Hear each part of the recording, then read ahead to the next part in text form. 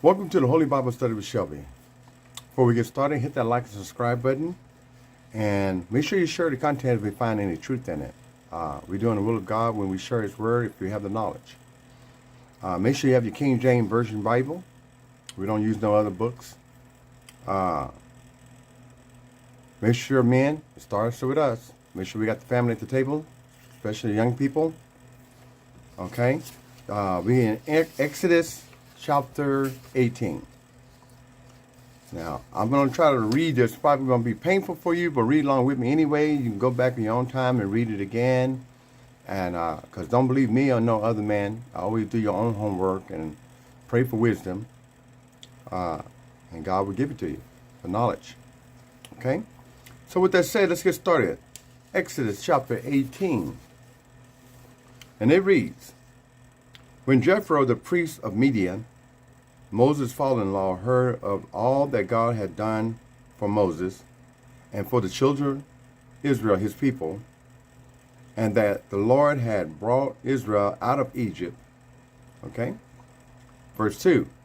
Then Jethro, Moses' father-in-law, took Zipporah, Moses' wife, after had sent her back. Okay? So Moses got a wife now.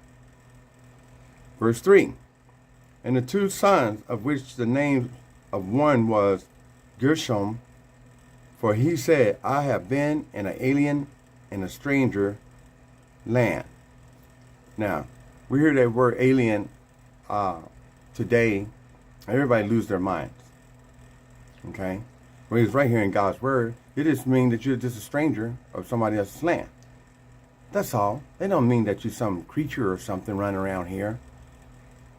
Okay? That don't mean you're the boogeyman. Okay? It just means that you're a stranger in a strange land. That's all. All right? Just food for thought. Verse 4. In the name of the other, Eleazar, for God of my father said he was my help and delivered me from the sword of Pharaoh. Okay? Verse 5. And Jethro, Moses' father-in-law, came with his sons and his wife unto Moses into the wilderness, where he encamped at the mount of God. So here's Jethro visiting Moses. Okay? One thing about this Jethro, he knew about this God of Israel. Why? Because he come out of the lineage of Abraham. Okay, so he's seen what this God can do. Okay, he came from the lineage of Abraham. Okay, let's continue. And he said unto Moses, I, thy father-in-law Jethro, am come unto thee, and thy wife, and her two sons with her. Verse 7. And Moses went out to meet his father-in-law, and did obedience, and kissed him, and they asked each other of their welfare, and they came into the tent. So here they, Jethro's, they showing each other respect, and they wanted to make sure everything was good with each other. You know, make sure everything was all right. Okay. Verse 8. And Moses told his father-in-law all that the Lord has done unto Pharaoh and to the Egyptians for Israel's sake, and all the travail that had come upon them by the way, and how the Lord delivered them. Okay? Number 9. And Jethro rejoiced for all the goodness which the Lord had done to Israel, whom he had delivered out of the hands of the Egyptians. Once again, this Jethro, he knew about this God of Israel.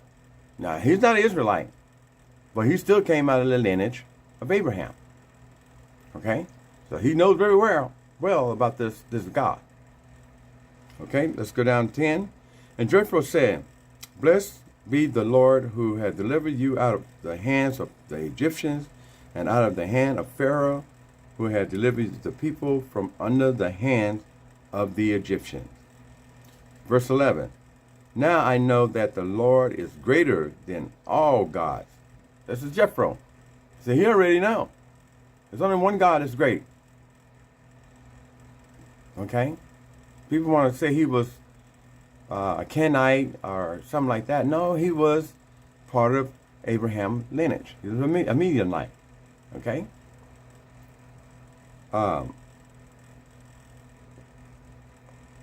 For in those things wherein they dealt proudly, he was above them. Okay?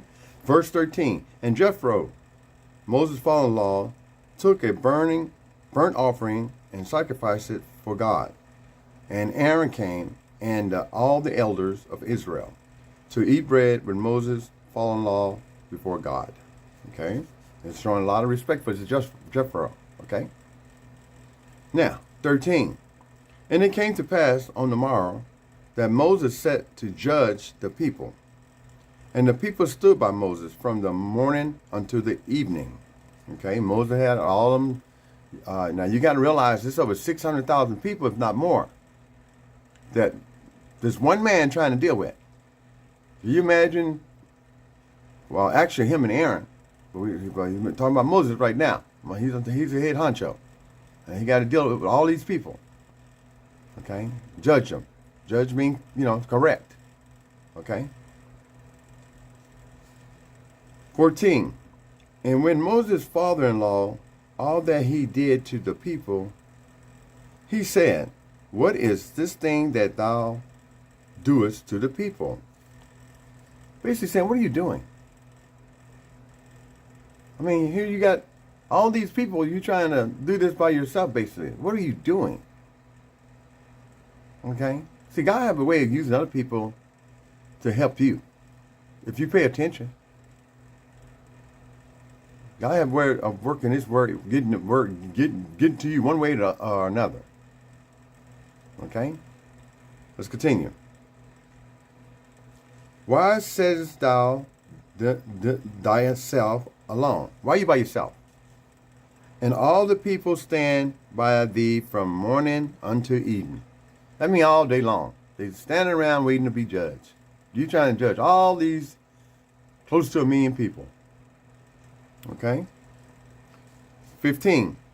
And Moses said unto his father-in-law, because the people come unto me to inquire of God. Okay? Okay, Jethro probably got that. I get it. But, let's see what else. Verse 16.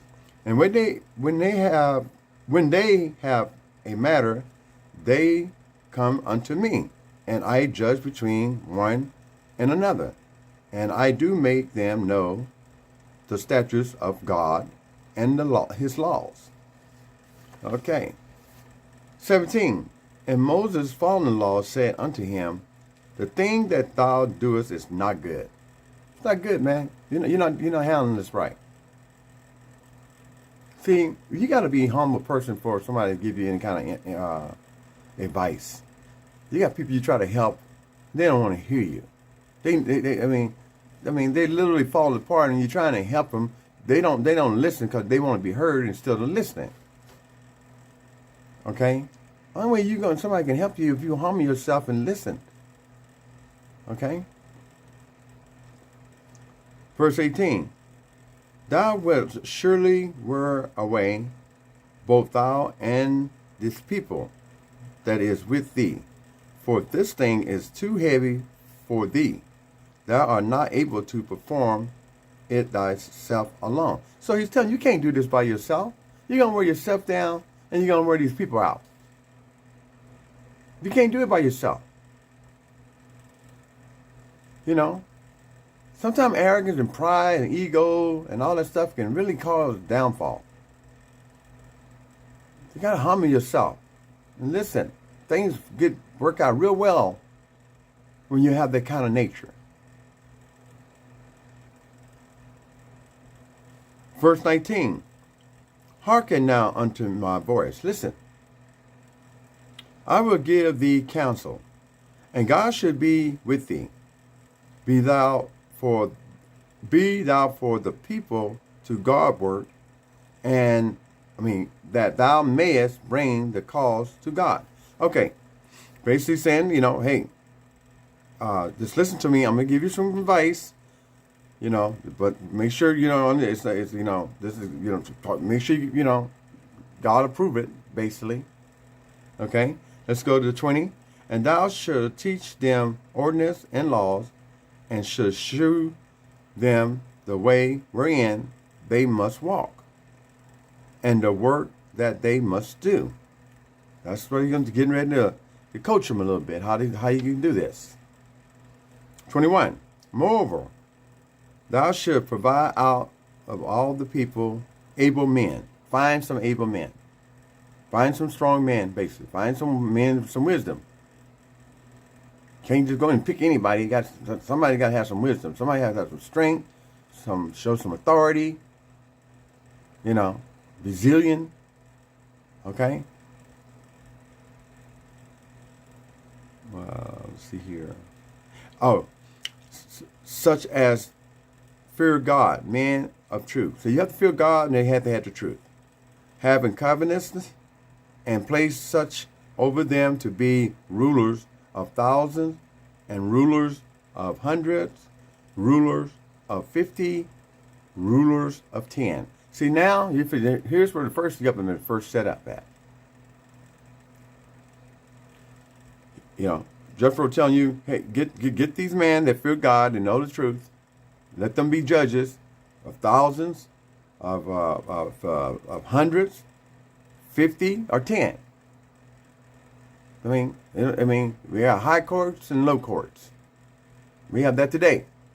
It's corrupt, but this is where they got it from. Okay? Let's continue. Verse 22. And let them judge the people at all seasons. And it should be that every great matter that should bring unto thee, but every small matter they should judge.